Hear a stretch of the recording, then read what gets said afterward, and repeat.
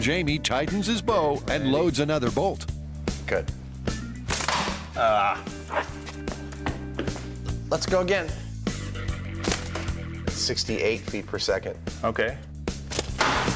It hit his head. It looked like it hit just to the left of his right eye. That still went sideways. Okay, I think this is done. You can see the crinkle starting to form here. We actually got quite a few shots out of it, though, and close to 70 feet a second, is it? That's not half bad. Jamie's crossbow has shot its bolt. So, what's the verdict?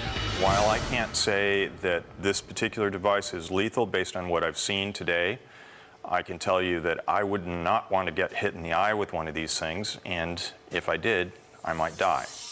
He might, but calculations show that the kinetic energy of Jamie's fastest bolt was just 4 foot-pounds, compared to 60 foot-pounds for a real crossbow. Time for a scientific timeout.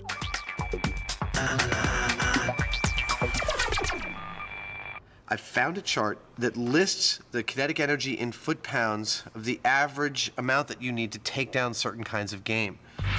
Less than 25 foot-pounds of kinetic energy is only good for small game. 25 to 41, medium game, like deer or antelope. 42 to 65 foot-pounds, large game, like elk and black bear. And above 66 foot-pounds, we're talking the toughest game, grizzly, buffalo, and that kind of thing. Well, I would say that a human would qualify as medium game, actually, because, you know, a full-size deer can weigh as much or more than a human. So, according to the official numbers, Jamie's paper crossbow could only bring down small game, notwithstanding a 1 in a million right in the eye shot. Over to Adam, our second would-be assassin. All right, I am ready to fire my crossbow, which I have nicknamed the Dreamcatcher. Dreamcatcher sounds about right. For this myth to be plausible, Adam must combine more power with deadly accuracy. And he must do it with his very first shot. All right, Grant. Going for the neck. In 3, 2, 1. Yay! Good shot. Woo! 85 feet per second, baby. Yay! It hit him right in the neck, man. Oh, man, look at that. Right in the jugular. That's a full inch of penetration there. Yeah, and if anything, this is more dense than a human as far as I'm concerned. Good shot, good aim, and it actually went in quite deeply. I'm totally psyched. That was awesome. I think if I were going to try and hit somebody that would, in a place that would kill them, that'd be one choice. Yeah, right in the jugular would be near the top of your list. It's an amazing result. But how about the kinetic energy? Was it enough to be a killer bolt? I also come out with a total amount of foot-pounds expended by the projectile of 7.5, which is pretty much, by what I've been reading, good for small game. Not necessarily good for bringing down a full-size human.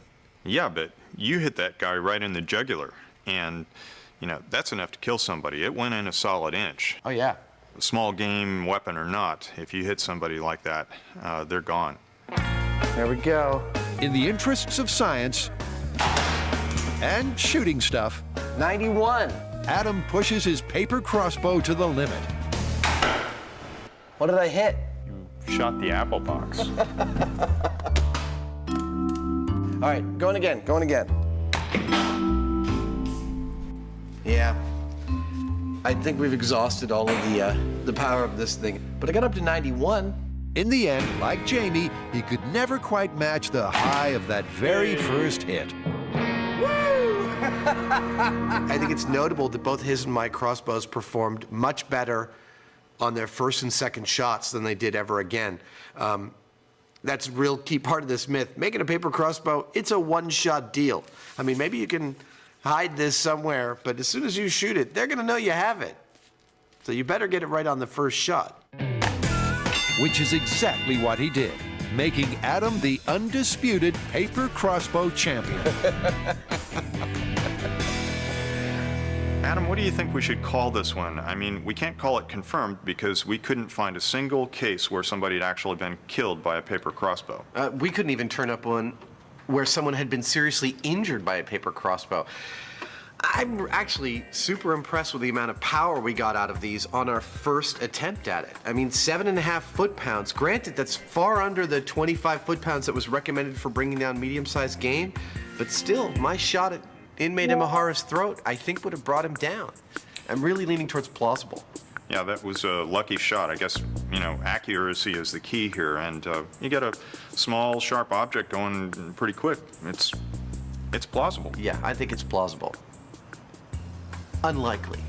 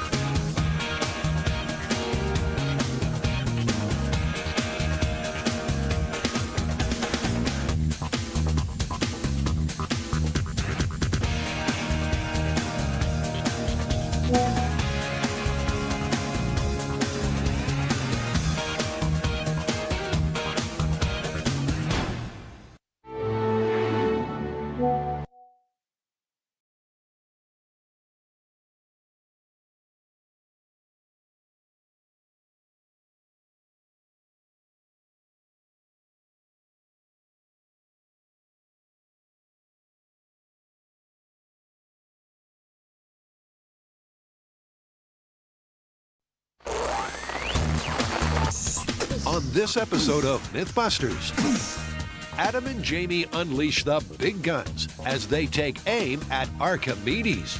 I gotta say, it's almost too exciting. Things get red hot as the boys build a colossal cannon powered by steam. That's hot. 3, 2, 1. And then the Mythbusters put their money where their mouths are Kind of reminds me of high school for some reason. as they sniff out what's got more nutrients, breakfast cereal or the box it comes in. Smells like poo. Who are the Mythbusters? Adam Savage and Jamie Heineman. This is gonna kill you. Between them, over 30 years special effects experience. That's what I'm talking about. Joining them, Tori Belleci, Very excited about this. Carrie Byron, Look, he cracked into his skull. and Grant Imahara. Don't say anything. They don't just tell the myths, they put them to the test.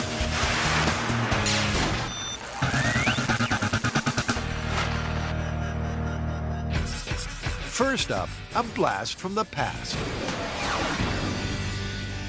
Archimedes' steam cannon. Yep.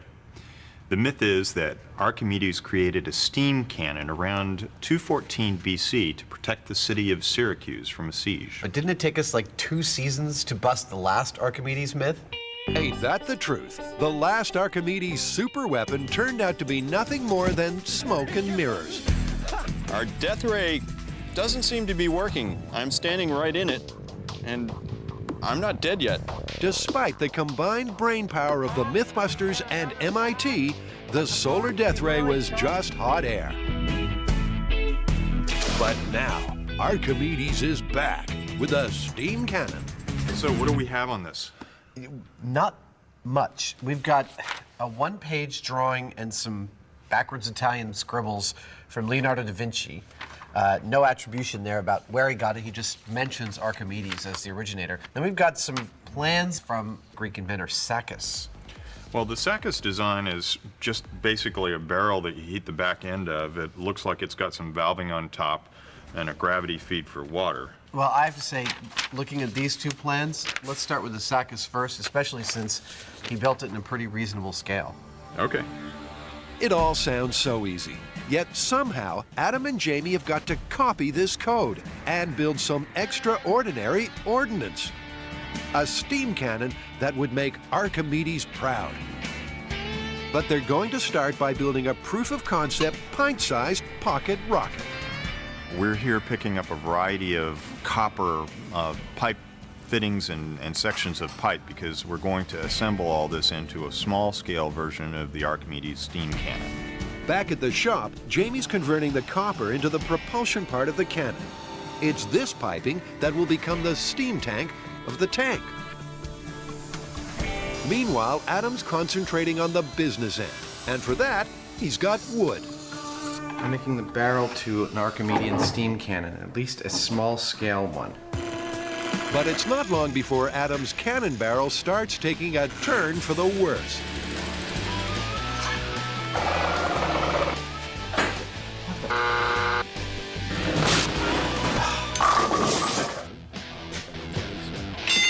With a little extra effort and a lot of expletives, Adam finally scrapes the bottom of the barrel. It fits perfectly. Look at that. But when Jamie sees the mess, he's steaming. Adam, for whatever his other, good points, is a pain in the butt to work with. Not only was he not content to practically destroy about a $30,000 lathe, he apparently was so little affected by that experience that he didn't even bother to clean it up afterwards. Just, knock me down and then kick me, why don't you?